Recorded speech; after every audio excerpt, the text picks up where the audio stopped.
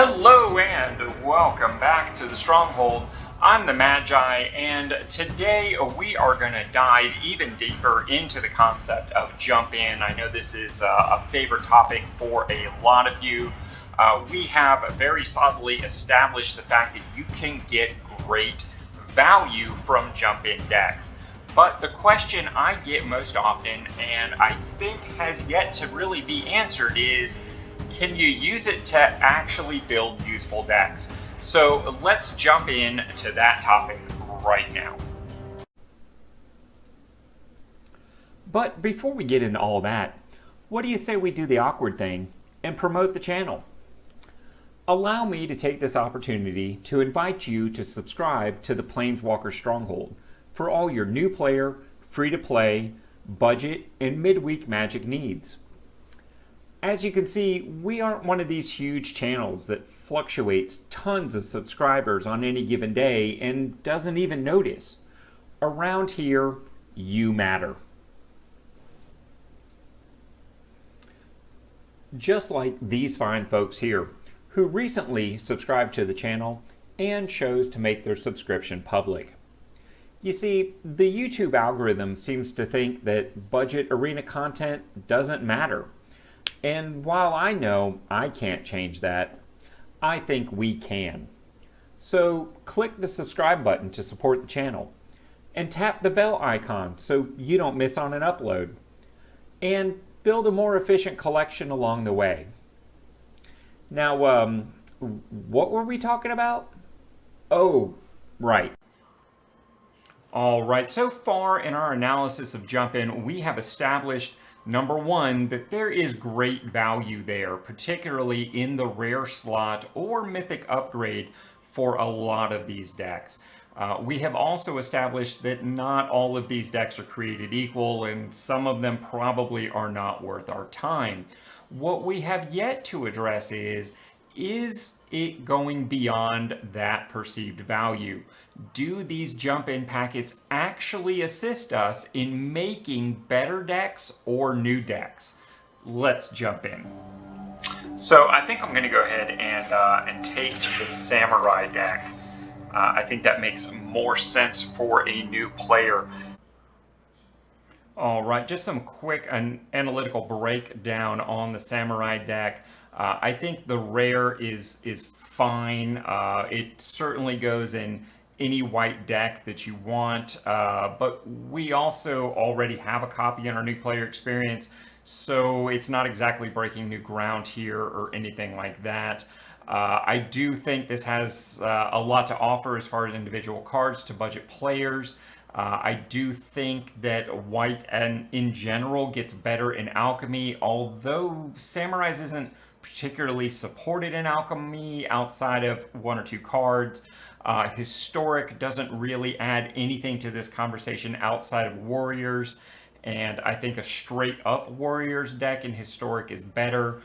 This deck does give you two options on mythic cards, which I think is a lot to do with what really makes this deck good. A copy of either the Emperor or Cavalry just really adds so much to your collection. Cavalry in particular kind of opens up that alchemy option and is a lot of the reason I gave it the one in alchemy that I did. But of course there is a lot of if in that plan. And right away we get treasure back. So I guess now I know that those two can in fact show up in your second choice here. They also didn't give me very much in the way of a white choice here, although I guess technically Citizens is a white deck. And now for some quick analysis on Citizens. The rare here I think is adding even less to the conversation for a budget player than Restoration did. Obviously this gives and gets a lot of support from the new player experience decks, and I think really gets a little bit from the broader conversation. This deck does not benefit from a mythic upgrade that's better in alchemy the way we did in the last deck with cavalry. But this does benefit from the citizen innkeeper being available post rotation in alchemy. Historic citizens is a virtually non-existent tribe, so there's not a lot going on here, and there's a lot of versions of tokens that you could be playing in historic that is arguably as good as this or possibly better. You do have the option of a mythic upgrade at a 1 in 4 chance, but how many copies of Halo Fountain do we really need? Citizens is a tier 1. Treasure is a tier 2. Horde is a tier 3. Not excited about Horde there. And I think I guess I take Citizens. I mean, 2 tier 1 decks. We should pretty much be stomping ass in this event here. Let's see how we do. Speaking of how did we do, let's take a look and see what we got on the rares. So we got Restoration, which is the rare for Samurai, and we got Park Heights Pegasus. Not the most exciting rare, honestly. I think the Restoration is way better as a budget player. But hey, we're getting copies of those Blossoming Sands. We're building up some of our gates, although getting 2 of the same white gate and the same Blossoming Sands in here feels a little weird, but it is what it is. So what do you say we One quick aside here, there's 2 very good reasons that I chose this particular footage to do this experiment with. One, Citizens and Storm of Blades kind of bookends the mid-range section of our new player experience hot takes. Strength in numbers being at the top, Storm of Blades being at the bottom. So this kind of gives us a best and worst case scenario going on. Secondly, the footage for the gameplay on this was a little less than satisfying, as you're about to see, but not to worry, I sped it up. You're only looking at about 80 seconds of your life here, I promise. We jump in and play a game here.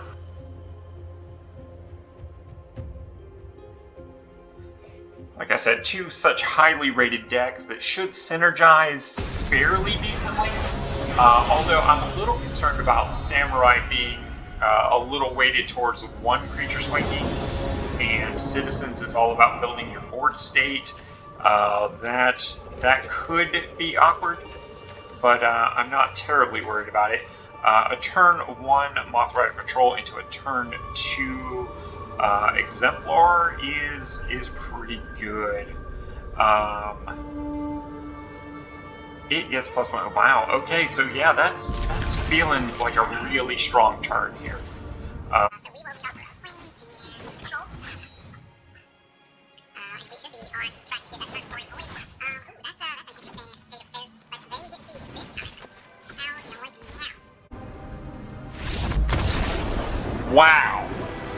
I knew that was a strong opening sequence, but I did not think it was that strong. Damn. We won off of a turn 2 swing of Moth Rider Patrol. That is almost unbelievable. And real quick, before we take a look at the deck builds, the quick self-improved rules that I am imposing upon this exercise. We will be using only the cards available to us from the new player experience decks and the individual JumpIn decks. If I feel like we're on to something, we may talk about adding in an uncommon, not because I think this is a good way to use your uncommon wildcards, but it allows us to simulate and pretend that the uncommon that we won in our JumpIn event perfectly fits into our deck. There is some degree of evidence that suggests that Wizards may be making some effort to award uncommon ICRs that fit one or both of the JumpIn decks that you selected. But it may also be a case of small sample sizes and dumb luck. All right, so let's move on to the deck text. And I am going to start with the red-white Samurai, and I'm going to call this build Samurai Jack, because, well, it's my channel and I get to do things I want to do. But anyway, let's start off by looking at some of the statistics. I've taken the liberty of adding all of the cards that we gained from our JumpIn pack. Also cards like Restoration, and what were the others? There was some other card in here. I want to say it was the removal piece, and now of course I can't find it. Touch the Spirit Realm. Since we picked these up in our JumpIn, and we had additional copies in our new player experience, I went ahead and added all of the copies. So we have ended up with a card count on this of 76, and that's 27 creatures. So we could probably afford to get rid of a little bit on that. Lands were a bit high on 25. And instants, we're at 9, so again, a little bit high. We probably need to cut a couple of cards in each category. So let's start with land. I, of course, have included Gate to the Citadel here because we picked that up as part of our JumpIn collection. This is, I believe, the only card that is really preventing this deck from being standard legal. So I really couldn't make an argument against cutting this and playing this in standard instead of alchemy. I do think they have made some attempts to make this Samurai build a little bit better in alchemy. How successful they've been remains to be seen. Also, these gate cards have not really seen much play in standard, so I don't really pretend to know how good these are just yet. But just for the sake of today's build, I am going to say let's cut one each, mountain and plains. There is definitely an argument to go down to 3 Windscarred Crags and keeping, well, as of right this moment, obviously an additional mountain here, so you have the option of having that turn 1 red, as opposed to maybe wanting to play a land that comes into play tapped. These tap lands, particularly for a deck that's trying to be a little bit aggro like this, hitting one of those tap lands on turn 1, 2, or 3 can be very, very detrimental. The Samurai deck tends to be a little more mid-range than aggro, so it's not the end of the world if you hit one of those, because really what you're trying to do is establish a board presence and then win slowly, as opposed to aggro that just wants to win as fast as it possibly can. Okay, from there, we're down to 74 cards. So let's take a look at removal. We've got a single copy of Candletrap. We've got 3 copies Play with Fire.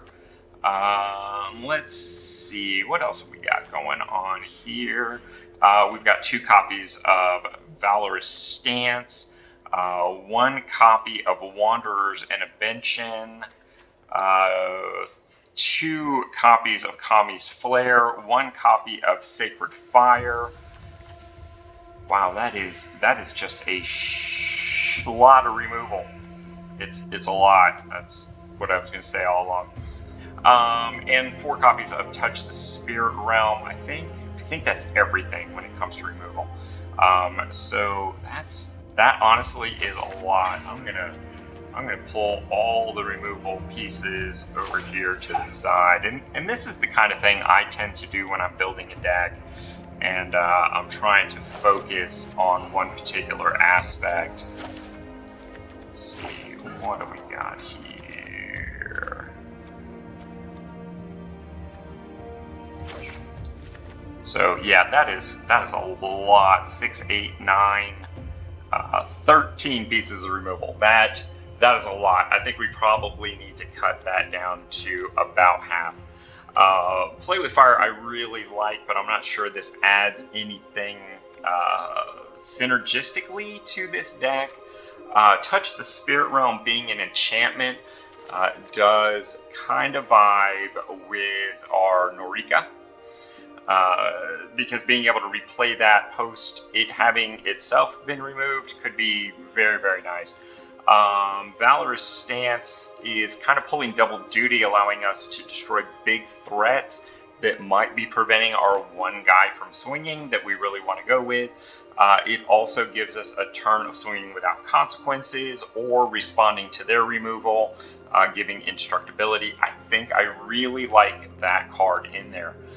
Kami Flare allows us to go to face. Deals 2 damage to that permanent controller if you control a modified creature. I'd say there's a pretty good chance we're going to control a modified creature here. We've got Rabbit Battery. Simian Sling, honestly, I'm not sure that's going to survive, but Eater of Virtue most likely will.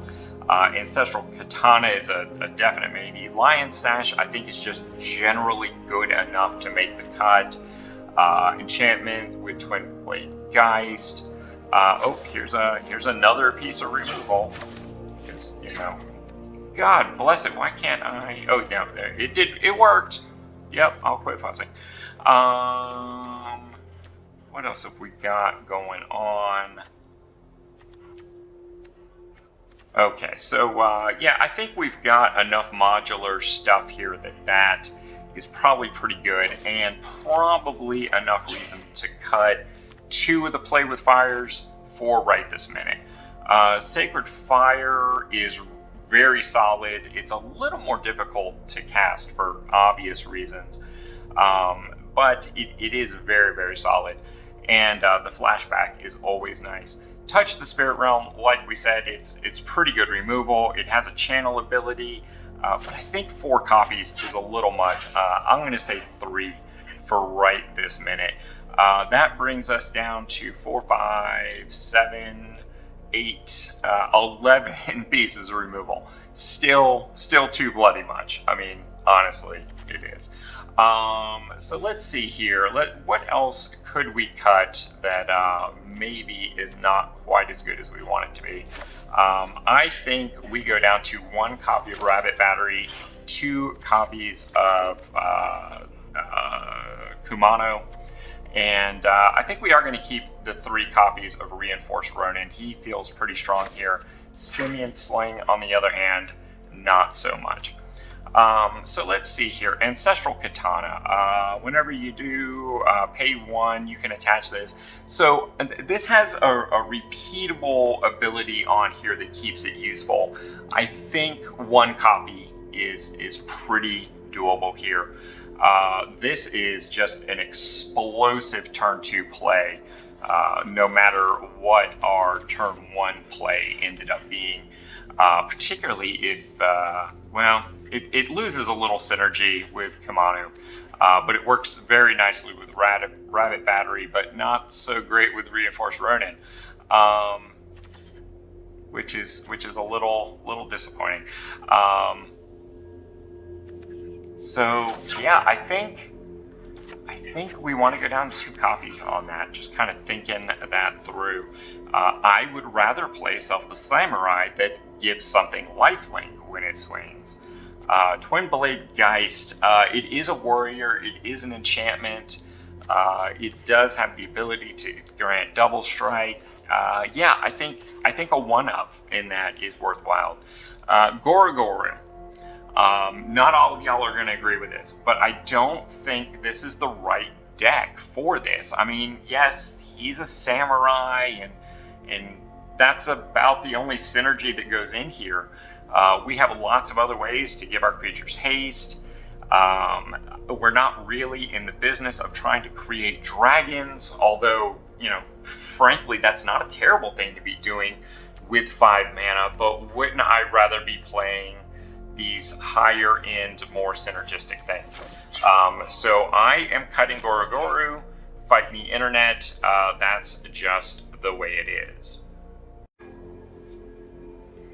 All right, moving on to Restoration. This is a fine rare. It really is.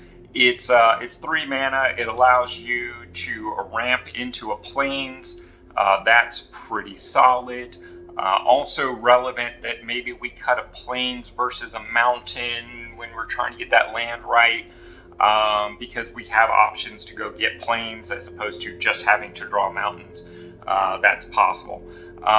Later on, it allows you to discard a card which might be dead in your hand. When you do, return target permanent card with mana value 2 or less from your graveyard to the battlefield. That's pretty sweet. So let's say on that, they finally dealt with our returning Reinforced Ronin. They killed it. Now we can bring it back to the battlefield. It swings. We get all the benefits that go along with that. Then end of turn, it returns to our hand, not to the graveyard. That's pretty awesome. Well, actually, it wouldn't swing that turn because it does come in tap, so we wouldn't be able to declare it as an attacker. But I think you see where we're going on that. Maybe it's turn like 4 or 5, and our Kumano has left play, come back as a creature, been killed. And maybe we bring it back. No, we can't do that either. Man, I am just having shit luck on this this deck build because if it dies, it's exiled instead. So we can't bring it back, Kumano. So this is looking to be less valuable than I want it to be. Mostly doing obvious things. So I think we're going to cut this down to just 1 copy. From there, we got to look at. I'm going to say Rosano. Forgive me if I'm pronouncing that wrong. 3/3 with haste. Whenever it deals combat damage to a player, if it doesn't have an indestructible counter on it, put an indestructible counter on it. Okay, pretty straightforward. Whenever combat damage is dealt to you, remove the indestructible counter from Rosano. But the whole point of this deck is you're only swinging with that 1 creature. So the idea being that you have plenty of things left behind to discourage your opponent from swinging in. I'm not sure this is a great card for this deck. I think maybe running something a little bit different here might be better. Maybe even a second copy of a common like Imperial Subduer might actually allow us to get in more than this. I don't think a 3 mana 3/3 with haste is that great for this deck, but for now it has earned its spot because honestly we're only looking to cut 2 more cards and we still have a crap ton of removal over here. We really do. So let's look at our high-end stuff here. Seven-Tail Mentor. I'm just going to start off by saying I'm very mixed mind on this card. I'm not 100% on it one way or the other. A 2/3 for 4 mana is not great stats. When it ETBs, you put a +1/+1 counter on target creature or vehicle you control. We're not running any vehicles. So basically, we're counting on having a creature in here that we can benefit from that counter. Otherwise, we just paid 4 mana for a 2/3 overcosted creature. I'm not sure that feels good, but for now, I'm going to leave it in there just because we're pretty close to having the deck built, and we're talking about 1 card on the high end. To add fuel to this argument, the Wandering Emperor, I would much rather play this card at 4. Not only does this allow me to do nice little combat tricks, it also allows me to put a +1/+1 counter on a target creature, and that creature gains first strike until end of turn, which pretty much negates every argument for Seven-Tail Mentor. So this is going to end up getting cut before it's over with, but probably just not today. Oh yeah, and Wandering Emperor also creates Samurai tokens that have Vigilance, and can pretty much swing without consequence in a deck where we're just trying to swing 1 creature. Pretty good. Oh, and it's also removal. So yeah, we're gonna go talk about removal again here in a minute. Ryu, obviously, this card is the nuts in this. 3/3 first strike for 4, which right there, that makes it better than Seven Tail Mentor, bar none. Delete all the other text off the card. It's better off the bat. But whenever a samurai or warrior you control attacks alone, untap it. If it's the first combat phase of the turn, there's an additional combat phase after this turn. Wow. And keep in mind, on that second combat phase, this isn't going to trigger again, so there might be benefits for swinging with your whole damn team and just ending the game right then and there. But of course, there are plenty of reasons in here to swing with just one creature that we have talked about ad nauseum. Sunblade Samurai, I think, is one of the better samurais in the deck. For 5 mana, a 4/4 with Vigilance is pretty on raid stats. The fact that you have a channel ability to search up a basic plains card, again, we have options to search up plains, not mountains. Take that into account. Reveal it, put it into your hand, then shuffle.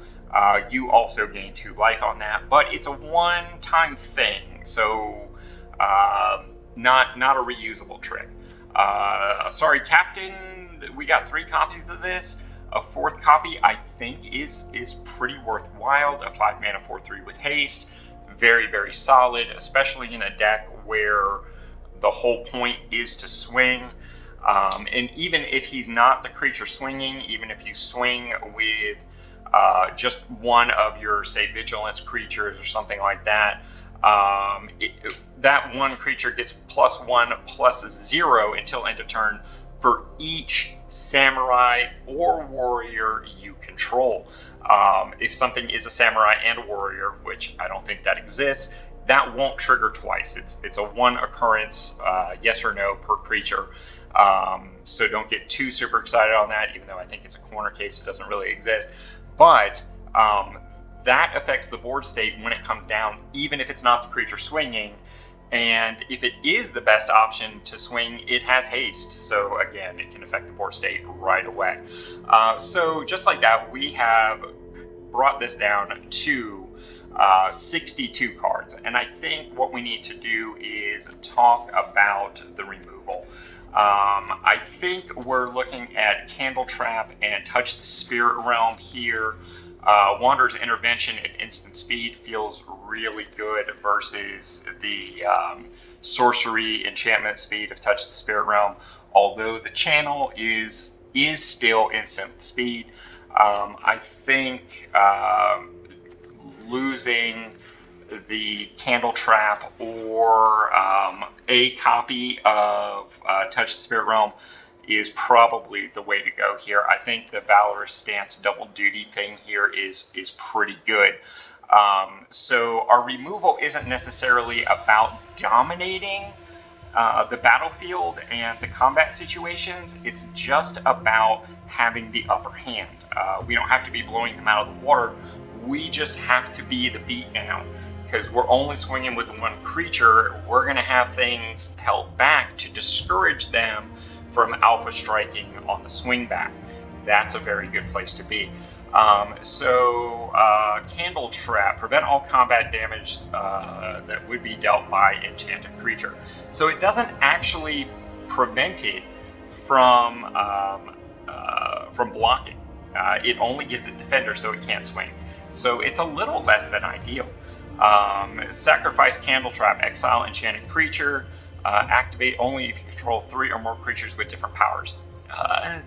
This isn't a Coven deck, so I think this is a weak include, honestly, for the Samurai deck, and I think it's a card we cut right here, right now. Now, for our last cut, I really think what we need to do for the moment is cut a copy of Touch the Spirit Realm. We have ways to recur this if we need to get a copy back late game, and really what this deck is all about is getting in a positive position in those first few turns, and then being the beatdown and kind of controlling those combat situations through the mid-range to eventually win. We're not the kind of deck that's looking to alpha strike turn 3, turn 4, turn 5 for a win out of nowhere, although we do have that potential. So here it is, guys. This is what I think is our finalized version of the deck for the moment. Let's adjourn and talk about overall results of what we got here. All right, so at the end of the analysis, I have to say I'm still not really jacked about Samurais here. I do think the deck improved, but it's still got a long way to go before I think it could break into a conversation about best budget deck options. I mean, we did start at the bottom here, so we kind of had to have tempered expectations. I think this is going to be the very first deck that we talk about when we start talking about the mid-range new player experience decks post-rotation. And I think this Samurai Jacked is a good starting point for those conversations. All right, from here, let's move into what I am calling citizen caning. Yeah, because, you know, puns, that's what you come here for. Again, I have taken the liberty of adding in all the cards that we got here, and as you can see, it brings the deck count up to 71 out of an ideal 60 cards. So let's start with the low-hanging fruit and take a look at the land base. Gate to the Citadel. We talked about this during the last one. I'm not going to repeat those points, but I do think this deck has a lot more potential upside with cards like Innkeeper, adding to the citizen count in Alchemy. So this is a much stronger consideration in this deck. Now altogether we've got 19, 23, 25, 26. So I think we need to cut like 3 cards here, maybe 4. And I think Botanical Plaza and a Blossoming Sands is definitely the way to go. I think our early turns are really going to be more about. Well, actually, this is a tougher call than I wanted it to be. I'm going to cut the plains here with the assumption that you're keeping the gate in. I think that's the way to go. That brings us to 18, 21, 22, 23 lands. Okay, so just like that, we're down to 68 cards. And let's talk about what we gained by picking up that jump-in deck. We got second copies of Libation, Park Heights Pegasus. We got a 4th copy of Civil Servant. We got a 4th copy of Darling of the Masses. And we got a 2nd copy of Take to the Streets. And that's in addition to all the little one-ofs in here that I'm not going to take the time to cover right this minute. But by picking up your 2nd copy of Pegasus, your 4th copy of Servant, your 4th copy of Darling of the Masses, I hope you can see how quickly drafting additional copies of that jump-in packet really goes down. Because obviously you can't run a 5th copy of Servant or Darling, and while maybe copy 3 and or 4 of Libation or Take to the Streets might be where we end up, there's better ways to get that through draft than using a jump-in pick to pick up 2 uncommons. Park Heights Pegasus as the de facto rare here.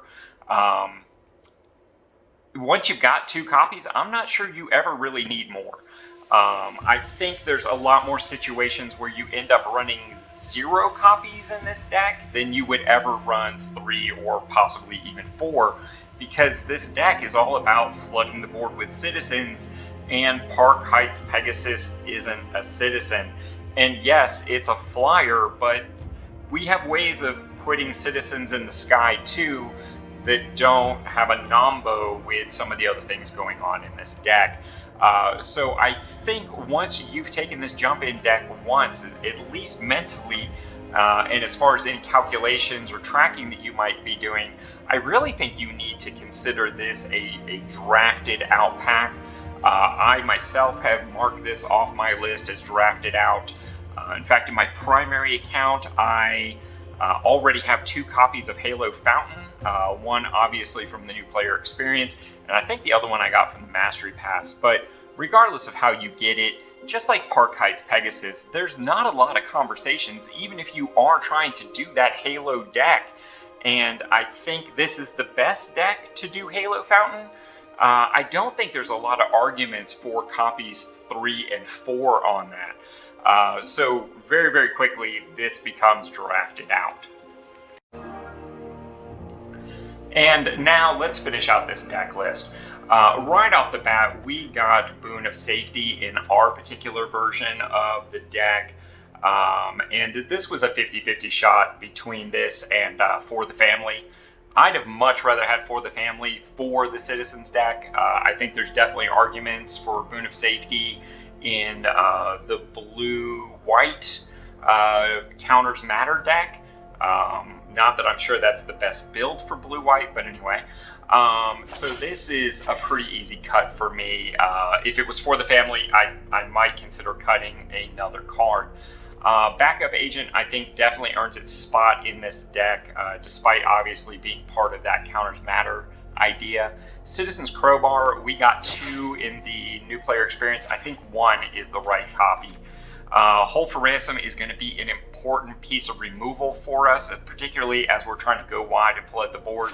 But I think 3 copies is the correct number for us. Gala Greeters, obviously this card is going to be an all-star. If you've got multiple copies of this, there's no reason to only run 1. Venom Connoisseur, this is probably the card I would cut for multiple copies of Gala Greeters. Having 2 or 3 of these on the board isn't really as cost-benefit analysis. It is not as good as playing the first one. So there's that. Civil Servant, if I could run 5 copies of this, I would. So yeah, 4 is an adequate, reasonable number. Join the Dance. I think this is the most Nombo card they put in this. Yes, it makes tokens, it helps flood the board. But those tokens, while they are the kind of the right color, they're only white, not green-white, they're not citizens. So the fact that I can cast this twice just makes it even that more insulting. So honestly, I am going to cut all 3 copies of that. And I'm not sure there's a reason to keep 2 copies of Park Heights Pegasus, but we will revisit this in a moment. All of our 3 drops are very solid in this until you get to Rumor Gatherer. This is difficult to cast on turn 3, which is where you want it. Multiple scry triggers out of this are not that useful. You just don't feel quite as good about that. I would say you want to cut at least 1 copy here, and I would say maybe the second copy or maybe the Park Heights Pegasus. And I think that's where we end up on this. Some of these other cards may not end up in the final build, but for this version of the deck, I think that's where you go. And if it was me today, I would cut the second copy of Rumor Gatherer and keep Park Heights Pegasus. I think there's more options for Pegasus making this deck good, or having a second copy of Pegasus making this deck better than a second copy of Rumor Gatherer. So that's what I'm going to do right now, and we will adjourn and talk about my overall feelings on what we ended up with. So is it worth your citizenship? This deck combination was at the top of the conversation when it comes to mid-range, so you kind of had to have high expectations here. While I do think the deck improved from the addition of the JumpIn packet, I don't think it did anything for us that we could not just as easily have done by drafting the set or sets and picking up the individual cards that were needed. I definitely think this is one of the JumpIn packets that goes down in value to 0 almost immediately. So while I do agree that this improved our deck slightly, I don't think it got it into tier 1 range. I'm not sure that continued drafting of this particular deck or concept will get us into tier 1 range, at least not right away. What this deck is going to need is either a big boost from future sets or some rare slash mythics that we really can't expect to have in a budget collection until probably Brothers War or maybe even the set after that. So I think this deck is probably pushed up as high as it can. I think it's hit that glass ceiling on a tier 2 and is going to have a real tough conversation breaking into tier 1. And with all that having been said, don't forget, smash that like button like Ronnie J would. And no matter where in the world you are watching this from, I hope you have a magical day. And until next time, I'll see you in the arena.